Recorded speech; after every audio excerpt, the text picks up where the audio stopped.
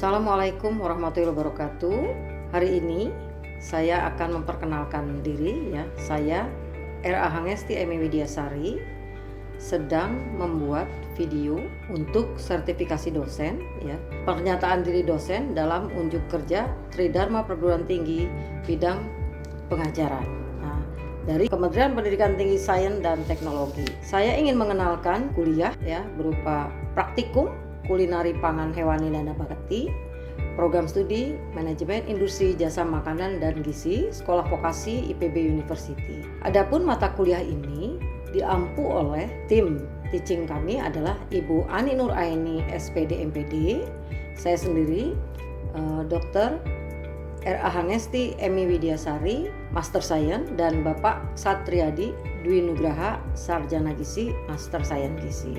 Mata kuliah ini terdiri dari 2 SKS berupa praktikum ya, dan praktikum ini ada yang dilakukan di dapur kulinari dan responsi di kelas ya.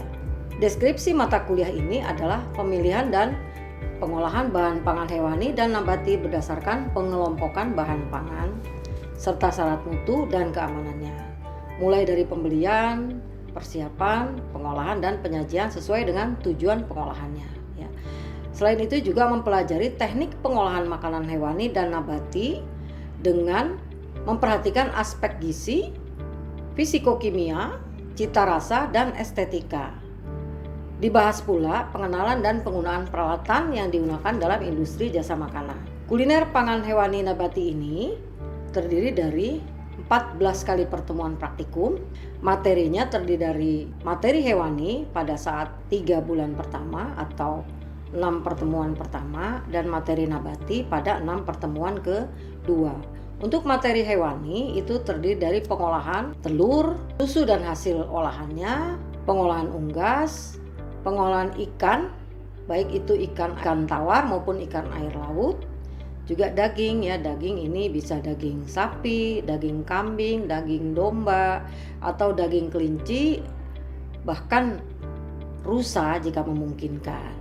Untuk materi yang berikutnya pada saat menjelang UAS yaitu adalah materi nabati yang terdiri dari serelia, kacang-kacangan, sayuran, umbi-umbian, dan buah-buahan. Learning outcome dari praktikum kulinari pangan hewani dan nabati yaitu diharapkan mahasiswa setelah mengikuti mata kuliah ini adalah dapat menguasai konsep teori praktis dan kulinari pangan hewani serta nabati. Selain itu juga mampu bertanggung jawab atas hasil praktikum pangan hewani dan nabati. Selain juga mampu menyiapkan laporan tertulis tentang hasil praktikum kulinari pangan hewani dan nabati yang menjadi tanggung jawab individu maupun kelompok ya. Selain itu juga mahasiswa mampu berkomunikasi dan bekerja secara efektif. Nah, setelah mengikuti perkuliahan ini diharapkan mahasiswa dapat melakukan pemilihan, pengolahan bahan pangan hewani dan nabati serta dapat menyajikan dalam bentuk hidangan yang memperhatikan aspek gizi, fisikokimia, cita rasa, dan estetika ya. Sebelum mahasiswa memasuki ruangan praktikum, mahasiswa harus mengikuti tata tertib yang ada di laboratorium kulinari ya. Sebelum mereka masuk ke dapur, mereka diharapkan dapat mengumpulkan inventaris kepada petugas laboratorium atau laboran kita 2 hari sebelum praktikum. Nah, mereka mendaftarkan apa saja yang akan digunakan alat-alat yang ada di dapur kulinari. Selain itu, mahasiswa juga harus datang tepat waktu ya sebelum pelaksanaan praktikum, yaitu 15 menit sebelumnya. Dan memastikan bahwa mahasiswa dalam keadaan sehat ya, karena masuk ke dapur gizi harus sehat. Mahasiswa juga wajib mengenakan pakaian APD ya, ada berupa pakaian safe ya atau jas lab, dengan membawa perlengkapan praktikum ya. Kalau ke dapur perlengkapan praktikumnya tuh mulai dari serbet, ada pisau, sendok, garpu, worksheet ya. Lalu ada DKBM atau TKPI yaitu tabel komposisi bahan makanan ya. Nah, selama praktikum ya tidak diperbolehkan menggunakan aksesoris ya seperti perhiasan ya berupa cincin, gelang, atau jam tangan yang dikenakan pada tangan, ya, aksesoris yang memang tidak diperbolehkan. Karena yang disediakan di laboratorium adalah kompor dan peralatan yang sesuai dengan yang ada di dapur kuliner. Selama praktikum, semua tas ataupun barang bawaan mahasiswa itu diletakkan di loker, ya. Jadi tidak ada yang masuk ke dalam dapur. Tidak diperkenankan juga menggunakan alat komunikasi seperti handphone selama praktikum berlangsung. Selain itu, tidak diperkenankan juga makan dan minum selama praktikum berlangsung. Nah, jika ada pencicipan makanan, hanya boleh dilakukan untuk mengetahui kesesuaian rasa, ya. Setiap mahasiswa bertanggung jawab atas peralatan yang dipergunakan selama praktek, ya, peralatan yang dia daftarkan pada saat akan menggunakan laboratorium kulineri, seperti misalnya peralatan yang dibutuhkan pada saat ia akan praktikum. Setiap mahasiswa juga wajib menandatangani absen kehadiran praktikum setelah pelaksanaan kegiatan praktikum selesai. Berikutnya adalah penilaian. Penilaian keaktifan dan kehadiran ini adalah 10%, ya. Penilaian sikap ini termasuk kepatuhan, ya. Ada kedisiplinan, tanggung jawab, dan keterampilan mahasiswa dalam berkomunikasi dan bekerja sama dalam tim pembelajaran. Yang berikutnya adalah hasil proyek. Hasil proyek ini mempunyai bobot nilai 50%, yaitu membuat produk berupa hidangan dari bahan pangan nabati atau hewani yang sudah disajikan secara menarik, ya. Juga dihitung kandungan gizi dari hidangan tersebut. Jadi sudah berupa plating sajian hidangan di atas meja pelayanan. Selanjutnya, mahasiswa berdiskusi untuk mengidentifikasi masalah dalam mengkaji secara kritis terkait kasus nyata dalam bidang kuliner, baik itu hewani maupun nabati. Hasilnya ini dirumuskan dalam bentuk laporan. Jadi mereka ada membuat laporan. Penilaian berikutnya adalah penugasan. Mahasiswa mengerjakan tugas terstruktur individu maupun kelompok untuk menambah pengetahuan dan pemahaman terhadap kulineri pangan hewani dan nabati, baik dari segi karakteristik bahan, ya, bahan mentah, juga pengolahan hidangan berbagai bahan pangan nabati maupun hewani dengan baik dan benar, ya. Metode yang digunakan adalah metode student center learning. Setelah mereka melakukan itu semua, kita akan memasuki ke rencana praktikum, ya. Rencana praktikum selama 1 semester, ya. Pertemuan pertama adalah kontrak praktikum. Kontrak praktikum terdiri dari pengenalan laboratorium kulineri, pendahuluan dari kegiatan rencana praktikum, dan penugasan. Nah, dalam kontrak praktikum di sini adalah kesepakatan antara dosen dan mahasiswa untuk berkomitmen dalam menjalankan praktikum selama 1 semester. Pada pertemuan kedua adalah pengolahan telur. Nah, ini adalah pertama melakukan kegiatan membuat hidangan adalah dengan telur. Pertemuan ketiga adalah pengolahan susu dan hasil olahannya. Pertemuan yang keempat adalah pengolahan unggas. Dari aneka unggas yang akan kita siapkan, mereka bisa mengolahnya. Pertemuan kelima yaitu pengolahan ikan, baik dari hasil laut maupun dari air tawar, ya, atau perairan umum. Nah, ini dibuat olahan ikan. Pertemuan keenam adalah pengolahan daging, ya, bisa berupa daging sapi, daging kambing atau domba, juga daging kelinci, atau jika memungkinkan adalah daging rusa, di mana kita bisa mendapatkan bahan baku yang pada saat praktikum akan disiapkan. Untuk ujian praktikum tengah semester kita adakan pada pertemuan ke-7.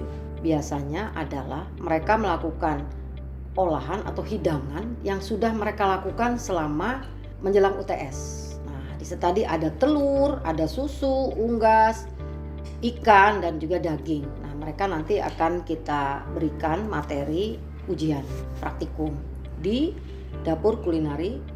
Pada pertemuan berikutnya setelah UTS, mereka melakukan pengolahan serealia.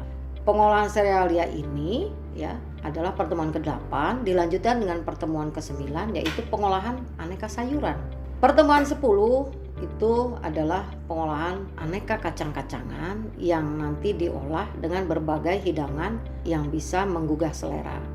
Selanjutnya ada pengolahan umbi-umbian, ya, ada juga pengolahan buah-buahan pada pertemuan ke-12, dan pada pertemuan ke-13 mereka bisa mempresentasikan proyek akhir dari apa yang sudah mereka lakukan selama 1 semester di dapur gizi ya. Nah, mereka membuat presentasi mulai dari pangan hewani maupun pangan nabati. Pertemuan ke-14, mereka mengikuti ujian praktikum menjelang ujian akhir semester. Nah, selain ujian teori, mereka juga mendapatkan ujian praktikum di laboratorium kulinari pangan hewani dan nabati ya. Nanti akan diacak, mereka akan mendapatkan ujian mengolah apa, dan itulah tantangan untuk mereka untuk mendapatkan nilai yang terbaik dalam mengikuti ujian praktek di laboratorium kulinari pangan hewani. Baik, mungkin itu yang bisa saya sampaikan terkait mata kuliah kulinari pangan hewani dan nabati di Sekolah Vokasi IPB University, Program Studi Manajemen Industri Jasa Makanan dan Gizi. Terima kasih. Assalamualaikum warahmatullahi wabarakatuh. Waalaikumsalam warahmatullahi wabarakatuh. Selamat pagi. Pagi. Sepertinya udah pada sarapan ya. Suaranya udah mulai kelihatan semangat. Baik, pada pertemuan hari ini adalah mata kuliah apa?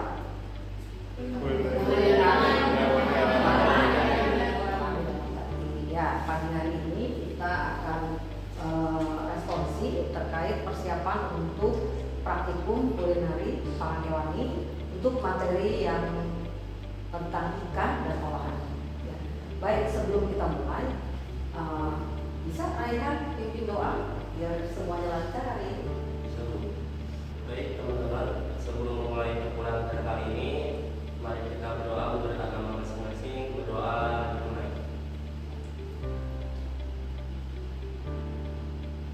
Berdoa dicukupkan. Oke, sebelum memasuki materi yang keempat, saya mau tanya, masih ingat nggak materi sebelumnya? Ada apa saja?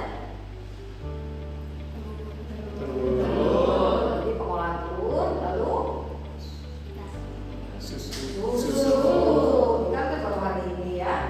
Oke, ya jadi kita hari ini materinya adalah pengolahan ikan dan hasil laut. Kalau ikan ini terbagi berapa? Ikan apa saja? Laut, ikan laut dan air tawar. Nah, kalau dulu orang bilang ikan darat, maksudnya di perairan atau ikan air tawar bisa di sungai, di danau, bisa juga di kolam.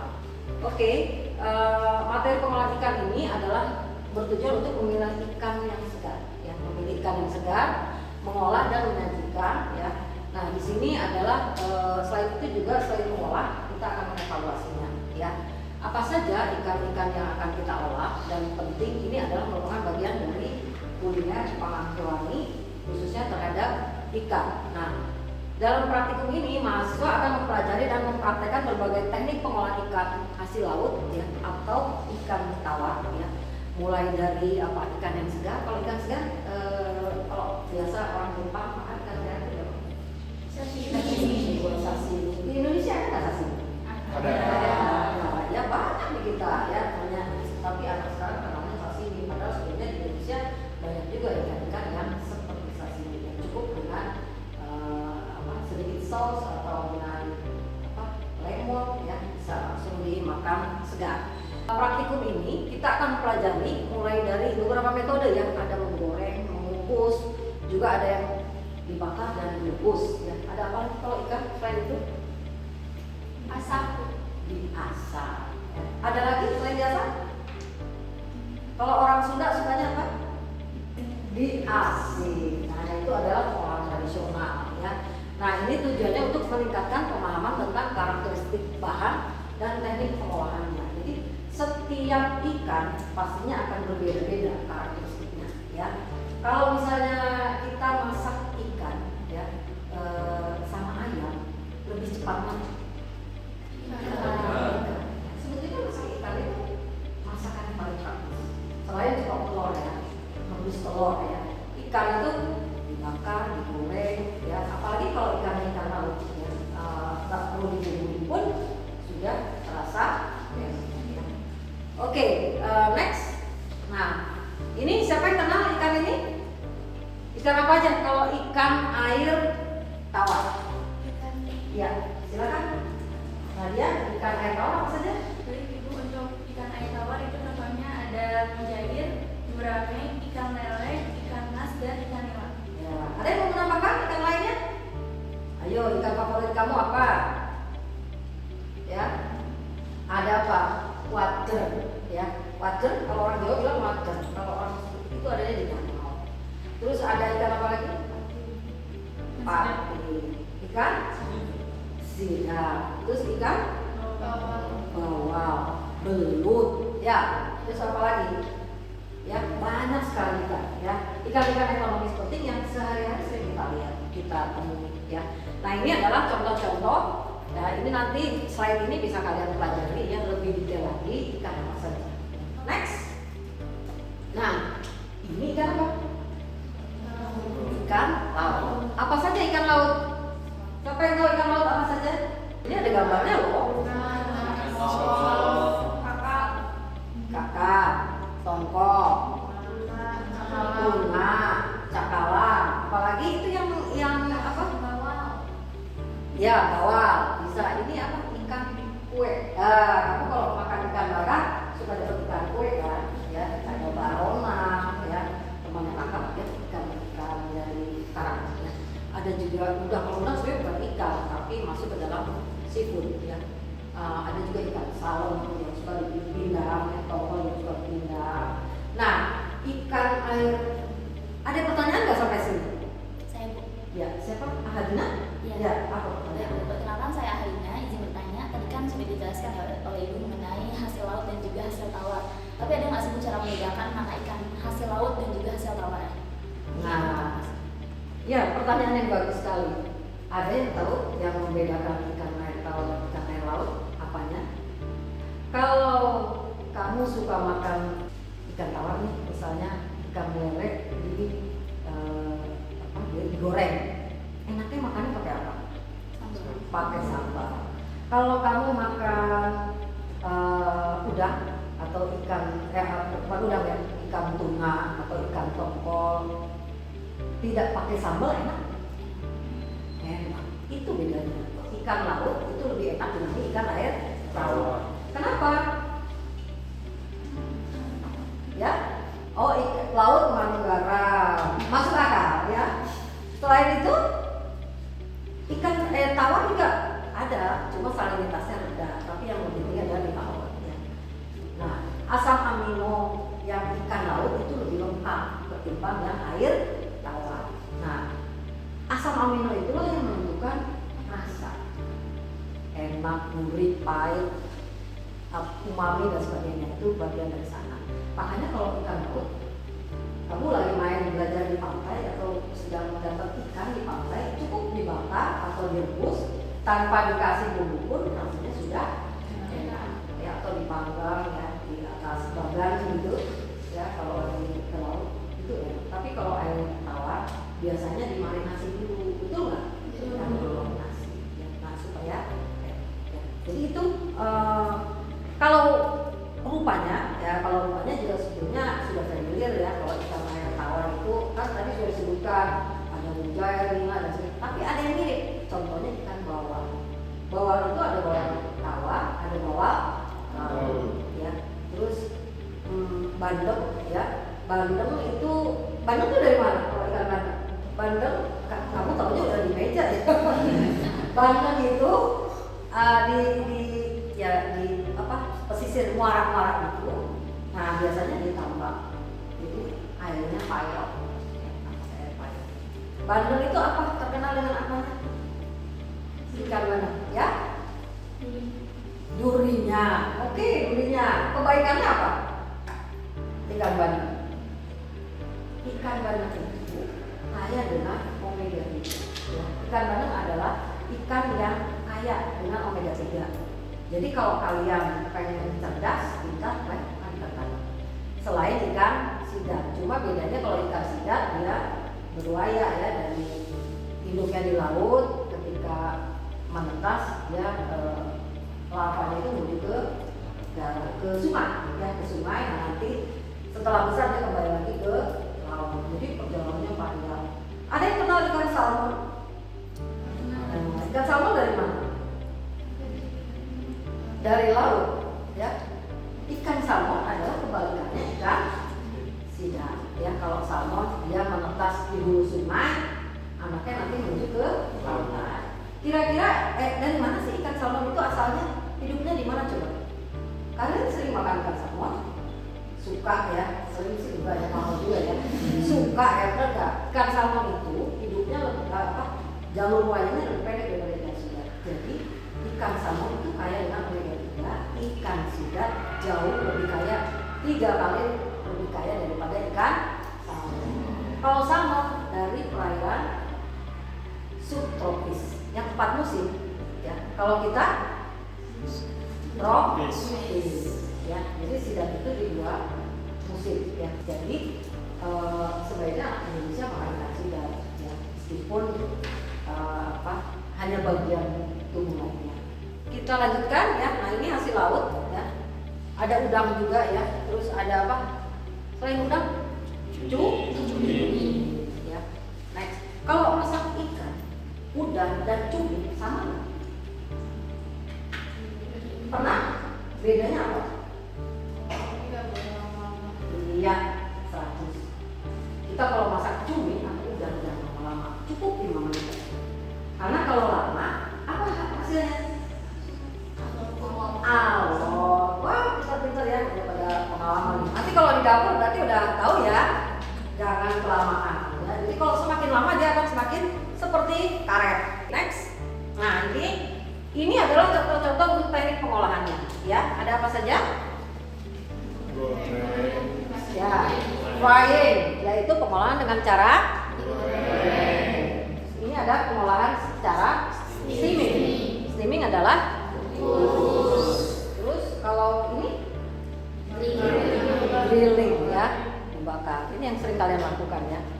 Oke, berikut ada juga yang boiling. Nah, biasanya yang boiling kalau kita bikin apa? Sup. Ya, sup ikan patin, sup ikan nila, sup, pokoknya aneka seafood itu enak sekali. Gampang masaknya ya. Jadi masak unggas dengan masak ikan lebih mudah mana? Dan cepet ya, karena dia cepet empuk. Next. Nah, nanti praktikum kita akan bagi menjadi 2 kelompok seperti biasa ya. Rincian tugasnya ya seperti kita biasanya ya. Ini ada nanti ada kelompok 1 sampai 12 ya.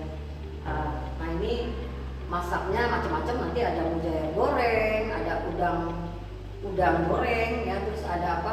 Kalamari ya dari cumi, kalamari ring ya. Terus ada juga pepes ikan mas ya untuk air tawarnya. Terus ada apa? Sup ya. Ada juga ikan bakar, terus ada juga ikan yang dikasih bumbu cabai, bumbu merah, ikan apa? Balado yang kamu sering suka ya. Karena nggak perlu pakai sambal lagi ya.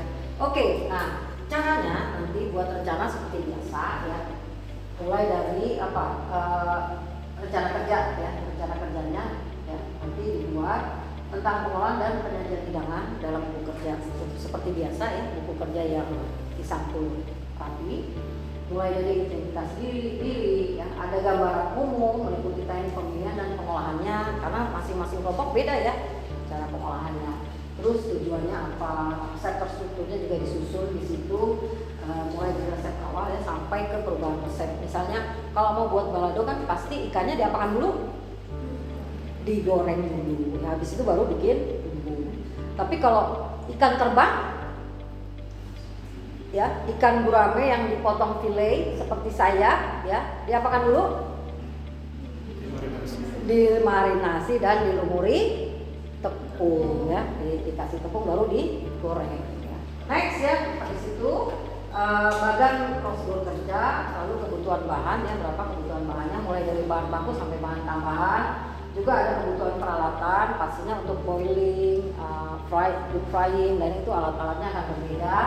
Lalu ada juga tabel kandungan gizi ya dengan apa dihitung nanti per porsinya berapa berdasarkan TKPI yang terkini ya tahun 2020 ya. Terus ada rencana penyajian, terus ada juga tabel evaluasi hidangan dan pembahasan hasil evaluasi. Nah, ini semua dicantumkan dalam satu buah buku untuk laporannya ya. Nah, ketika pengolahan perhatikan ya, apa yang harus diperhatikan ketika pengolahan ya. Amati bahan yang tersedia, segar tidak ikan yang kamu pilih ya. Kalian juga harus tahu ikan yang segar dan ikan yang kurang segar atau ikan yang sudah tidak layak ya. Nanti cek dulu apa saja yang dicek kalau kita mau lihat ikan segar atau tidak. Matanya, terus insangnya, lalu tekstur dari tubuhnya ya. Apakah kalau dia atau ditekan itu bagi-bagi atau bukan. Terus apa lagi? Organoleptik ya, aromanya ya. Aromanya ikan kayak apa ya, aroma spesifik ikan. Kalau aroma spesifik ikan itu apa? Amis. Kalau nggak amis apa artinya? Bahaya ya. Kemungkinan bisa dikasih formalin. Jadi kalau ada ikan di ikan ada lalatnya nih, itu aman apa enggak? Nah, ya kalau serangga tuh nggak suka formalin, ya. Jadi jangan sampai kita kalah sama binatang ya. Kita harus tahu ya, dia nggak mau kalau ada formalinnya. Kita tapi tergantung kepekaan dari organ kita. Jadi Allah sudah memberikan kita organ yang luar biasa untuk mendeteksi makanan yang kita makan yang aman atau enggak ya. Oke, setelah itu ditimbang ya bahan mentahnya ya sebelum dimasak ya, lalu setelah dimasak timbang lagi ya apakah ada penurunan berat atau BDD-nya, kita lihat bagian yang bisa dimakan ya. Kalau yang jelek mungkin bagian kepalanya, bagian tulangnya ada ya, tapi kalau yang utuh masih mungkin pas makannya tidak dimakan. Penghitungan kandungan gizi ya yang tadi ya kan sudah ditimbang, lalu penyajiannya lengkap ya. Kita mau penyajian itu seperti biasa diberi apa? Penyajian diberi garis ya, ya dong, biar kita semangat makannya. Kan kalau kita melihat makanan yang cantik, semangatnya juga beda ya. Makanya kenapa orang pergi ke resto ya. Kalau di resto mau nggak mau dia harus ada garis. Kalau di rumah nggak dikasih gamis. Kalau kalian nanti buat sebagai anak mahasiswa manajemen gizi jasa makanan dan gizi, coba mulai di rumah menyajikan buat keluarga dengan gamis biar nampak cantik dan terbiasa untuk mempadu-padankan apa saja gamisnya ya. Lalu jangan lupa ya table decorationnya ya, bagaimana cara penyajian di atas mejanya. Beri juga kartu menu yang berisi nama hidangan dan kandungan gizinya ya. Nanti ada nama hidangan di bawah itu nanti bisa ditulis nilai gizinya. Jangan lupa juga foto hidangannya ya, masakannya itu foto. Nah, kalian kalau buat dokumentasi mulai dari awal bahan baku, pengolahan, pemorsian atau plating gitu ya. Jangan lupa juga di video karena untuk dokumentasi dan bisa juga dipelajari oleh orang banyak ya. Nah setelah itu kita evaluasi ya, kita coba organoleptik nanti dosen dengan tim akan menilai juga ya. Selain mendampingi di dapur kuliner ya, setelah itu nanti jangan lupa juga siapkan laporannya, karena laporan ini yang akan kita presentasikan pada setiap responsi ya. Hari ini responsi, besok masak, minggu depan masak, minggu depan lagi kita diskusikan hasil masakannya lewat responsi. Baik, mungkin itu yang bisa Ibu sampaikan. Terima kasih atas kehadirannya. Tapi sebelumnya saya mau tanya, ada yang tidak hadir hari ini?